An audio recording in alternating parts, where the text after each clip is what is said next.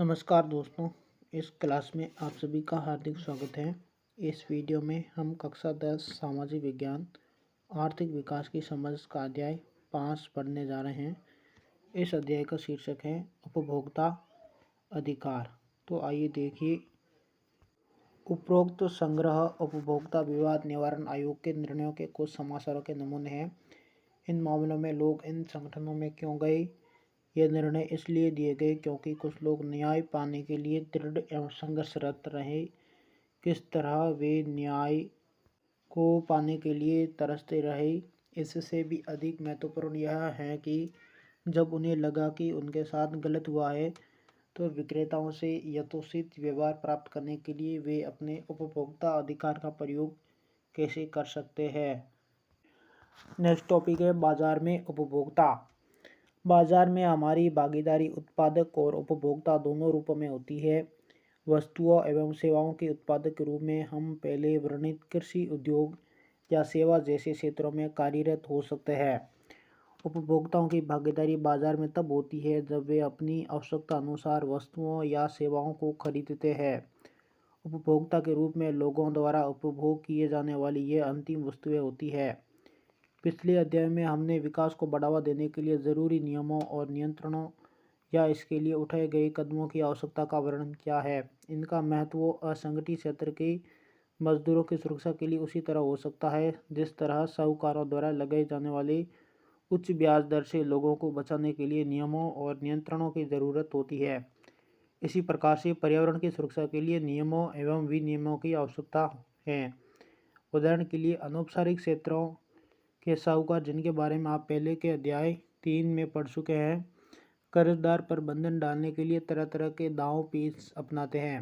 सामयिक ऋण के कारण वे उत्पादक को उत्पाद निम्न दर पर बेचने के लिए मजबूर कर सकते हैं। वे स्वप्ना जैसी महिला को ऋण चुकाने के लिए अपनी ज़मीन बेचने को विवश कर सकते हैं। इसी प्रकार असंगठित क्षेत्र में काम करने वाले बहुत से लोगों को निम्न वेतन पर कार्य करना पड़ता है और उन परिस्थितियों को झेलना पड़ता है जो न्यायोचित नहीं होती हैं और प्राय उनके स्वास्थ्य के लिए हानिकारक भी होती है। ऐसे शोषण को रोकने के लिए और उनकी सुरक्षा हेतु हमने नियमों एवं विनियमों की बात की है। ऐसी कई संस्थाएं हैं जिन्होंने यह सुनिश्चित करने के लिए लंबा संघर्ष किया है कि इन नियमों का अनुपालन हो। बाजार में भी उपभोक्ताओं की सुरक्षा के लिए नियम एवं विनियमों की आवश्यकता होती है, क्योंकि अकेला उपभोक्ता प्राय स्वयं को कमज़ोर स्थिति में पाता है।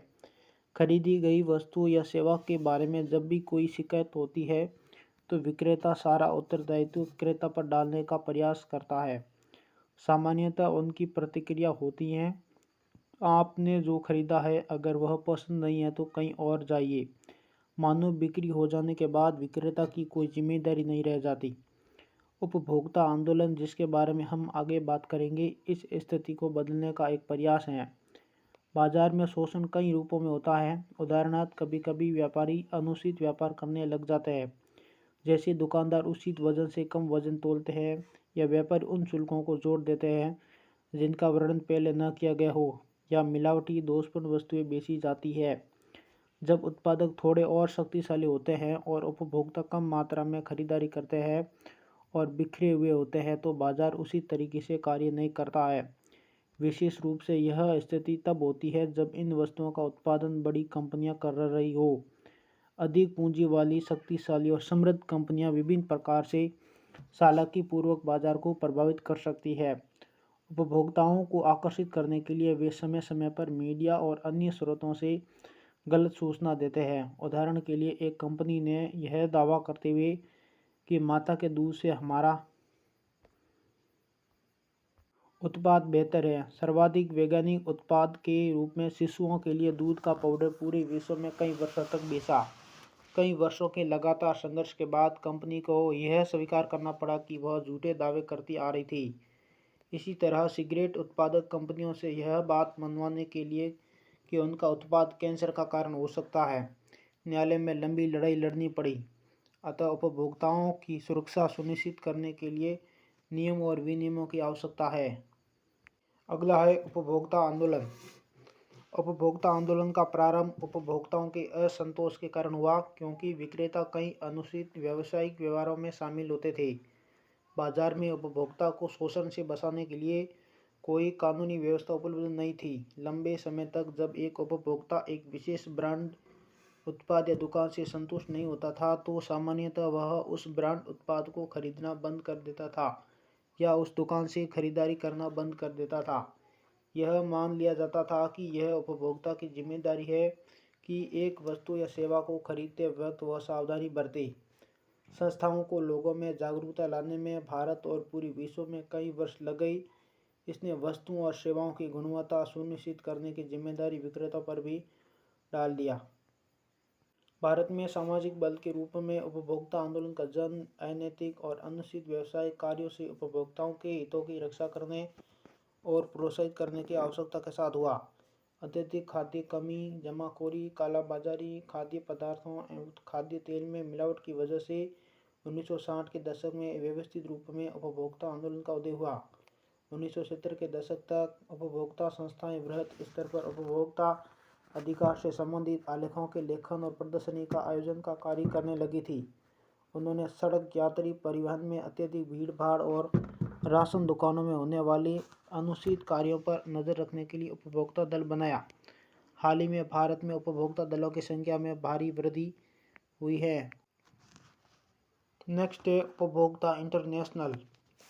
1985 में संयुक्त राष्ट्र ने उपभोक्ता सुरक्षा के लिए संयुक्त राष्ट्र के दिशा निर्देशों को अपनाया। यह उपभोक्ताओं की सुरक्षा के लिए उपयुक्त तरीके अपनाने हेतु राष्ट्रों के लिए और ऐसा करने के लिए अपनी सरकारों को मजबूर करने हेतु उपभोक्ता की वकालत करने वाले समूहों के लिए एक हथियार था। अंतर्राष्ट्रीय स्तर पर यह उपभोक्ता आंदोलन का आधार बना।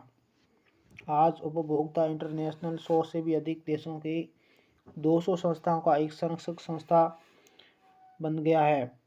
इन सभी प्रयासों के परिणाम स्वरूप यह आंदोलन वृहद स्तर पर उपभोक्ताओं के हितों के खिलाफ और अनुसूचित व्यवसाय शैली को सुधारने के लिए व्यावसायिक कंपनियों और सरकार दोनों पर दबाव डालने पर सफल हुआ है। 1986 में भारत सरकार द्वारा एक बड़ा कदम उठाया गया। यह उपभोक्ता सुरक्षा अधिनियम 1986 कानून का बनना था, जो कोपरा के नाम से प्रसिद्ध है। आप कोपरा के बारे में आगे पढ़ेंगे। अगला है रेजी का कष्ट। रेजी मैथ्यू कक्षा 9 का एक स्वस्थ लड़का केरल के एक निजी चिकित्सालय में टॉन्सिल निकलवाने के लिए भर्ती हुआ। एक ईएनटी सर्जन ने सामान्य बेहोशी की दवा देकर टॉन्सिल निकालने के लिए ऑपरेशन किया।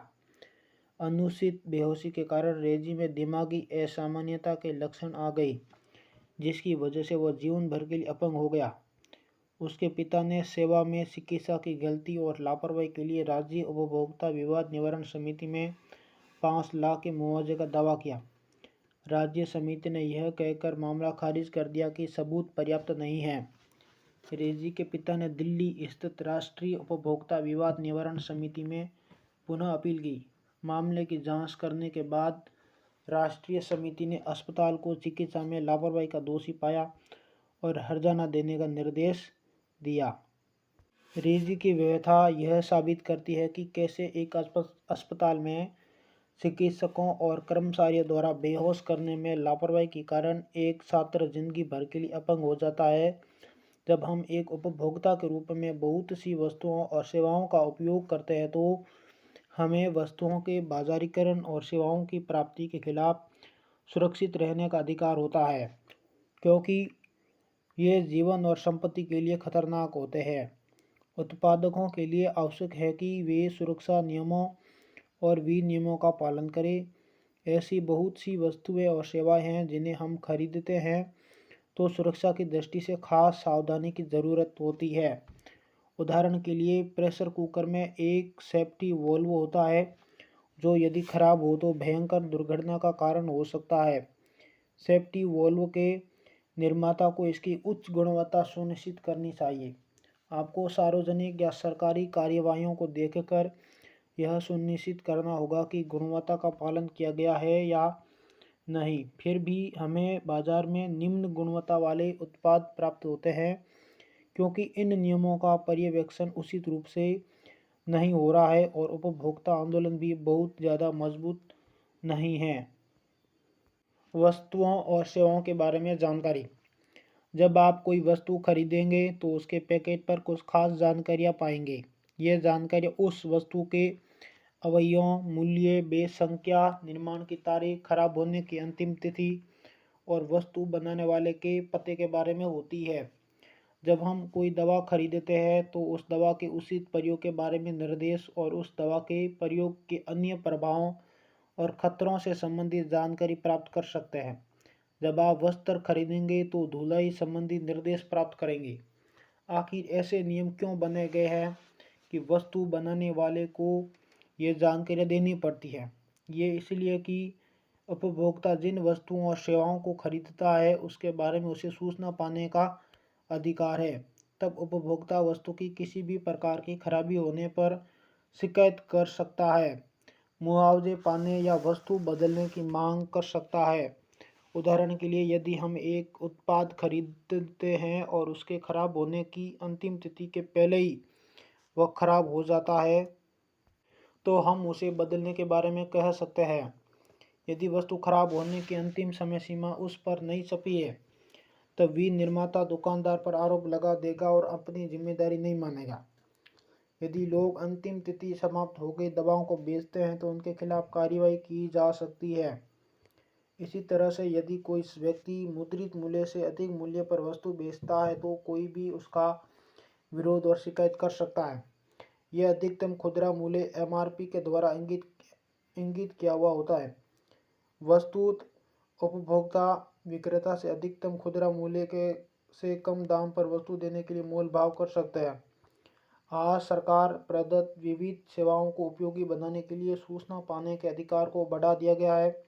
सन 2005 के अक्टूबर में भारत सरकार ने एक कानून लागू किया जो आरटीआई, राइट टू इंफॉर्मेशन या सूचना पाने का अधिकार के नाम से जाना जाता है और जो अपने नागरिकों को सरकारी विभागों के कार्यकलापों की सभी सूचनाएं पाने के अधिकार को सुनिश्चित करता है।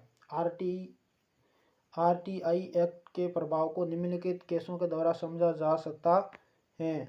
तो सबसे पहला उदाहरण है इंतजार। अमृता नाम की एक इंजीनियरिंग स्नातक ने नौकरी पाने के लिए अपने सभी प्रमाण पत्रों को जमा करने तथा इंटरव्यू देने के बाद भी एक सरकारी विभाग में कोई रिजल्ट नहीं प्राप्त किया। कर्मचारियों ने भी उसके प्रश्नों का उत्तर देने से इनकार कर दिया। तब उसने एक्ट का प्रयोग करते हुए एक प्रार्थना पत्र दिया और यह कहा कि एक उसी समय तक परिणाम की जानकारी पाना उसका अधिकार था, जिससे कि वह अपने भविष्य की योजना बना सके। उसको न केवल रिजल्ट की घोषणा में देरी के कारणों के बारे में सूचित किया गया बल्कि उसको नियुक्ति के लिए बुलावे का एक पत्र मिल गया क्योंकि उसने इंटरव्यू अच्छा दिया था। दूसरी कहानी है पैसे लौटाए गए। अंसारी नगर के अभिरामी नामक एक छात्रा ने दिल्ली में व्यावसायिक पाठ्यक्रम में पढ़ने के लिए एक क्षेत्रीय कोचिंग संस्थान के 2 वर्षीय पाठ्यक्रम में नामांकन कराया। पाठ्यक्रम में भाग लेने के समय पूरे 2 वर्ष के अध्ययन के लिए करीब 61,020 रुपये जमा किए, लेकिन उसने यह पाया कि पढ़ाई का स्तर वहाँ ठीक नहीं है। इसलिए उसने साल के अंत में पाठ्यक्रम को छोड़ देने का निश्चय किया। जब उसने 1 साल का पैसा लौटाने की बात की तो उसे मना कर दिया गया। जब उसने जिला उपभोक्ता विवाद निवारण आयोग में मुकदमा दायर किया तो आयोग ने संस्था को यह कहते हुए 28,000 रुपया लौटाने का आदेश दिया कि छात्रा को सुनने का अधिकार है। संस्था ने पुनः राज्य उपभोक्ता आयोग में अपील की। राज्य उपभोक्ता आयोग ने जिला आयोग के निर्देश को सुरक्षित रखते हुए आगे संस्थान को बेकार की अपील करने के लिए 25,000 का दंड लगाया। उसने संस्थान को 7,000 रुपये मुआवजे और याचिका खर्च के रूप में छात्रा को देने के लिए कहा।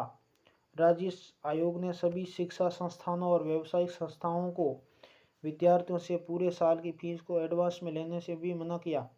आयोग के अनुसार इस आदेश का उल्लंघन करने पर दंड शुल्क भरना पड़ सकता है, साथ ही जेल भी हो सकती है।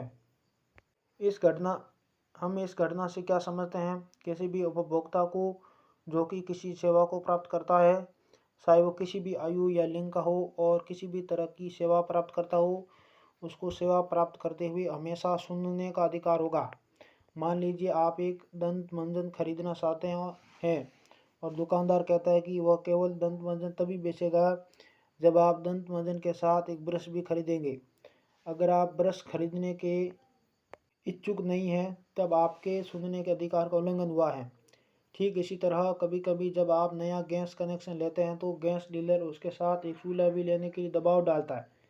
इस प्रकार कई बार हमें उन वस्तुओं को खरीदने के लिए भी दबाव डाला जाता है जिनको खरीदने की हमारी इच्छा बिल्कुल नहीं होती और तब आपके पास चुनाव के लिए कोई विकल्प नहीं होता।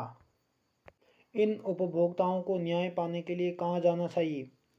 रेजी मैथ्यू और अभिरामी के प्रकरणों को पुनः पढ़ें जो पिछले अध्याय में दिया जा चुका है। ये कुछ उदाहरण हैं जिनमें उपभोक्ताओं के अधिकारों की अवहेलना की गई है। ऐसी घटनाएं अक्सर हमारे देश में घटित होती रहती हैं। इस स्थिति में इन उपभोक्ताओं को न्याय पाने के लिए कहाँ जाना चाहिए?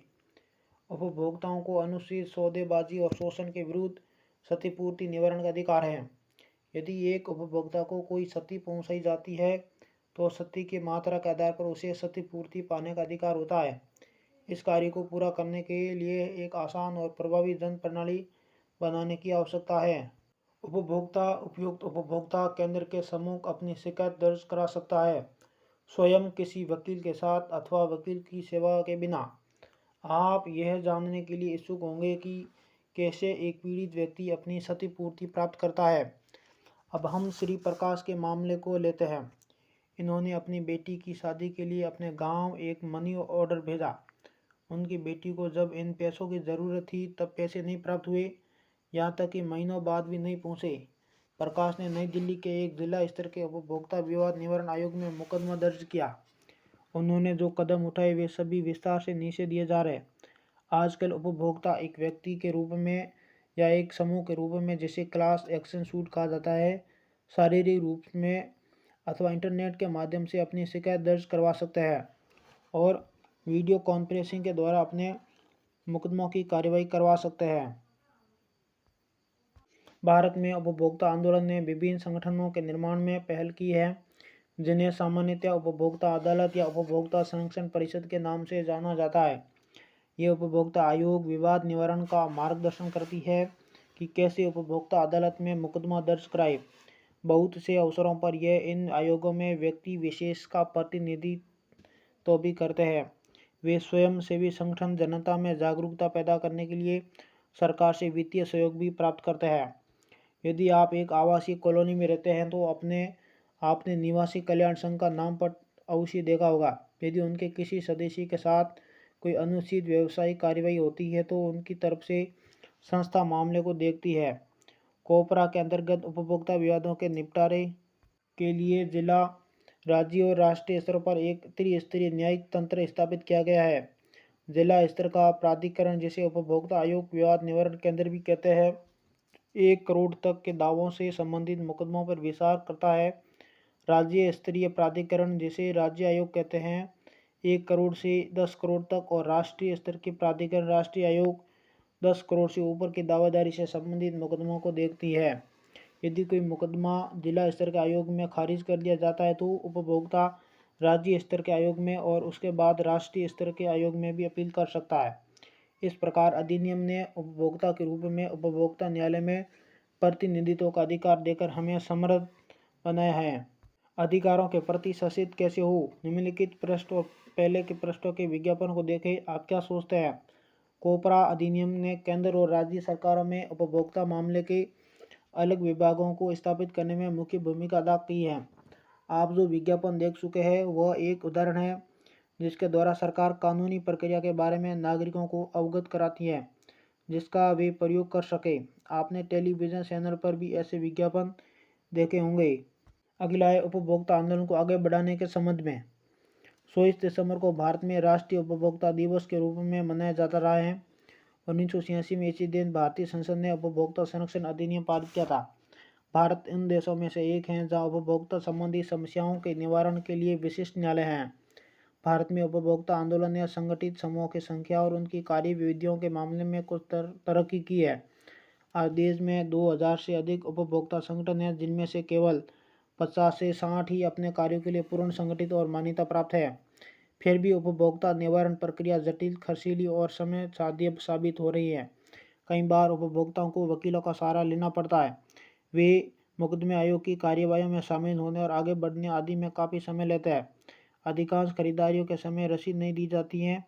ऐसी स्थिति में प्रमाण जुटाना आसान नहीं होता है। इसके अलावा बाजार में अधिकांश खरीदारियां छोटे फुटकर दुकानों से होती है।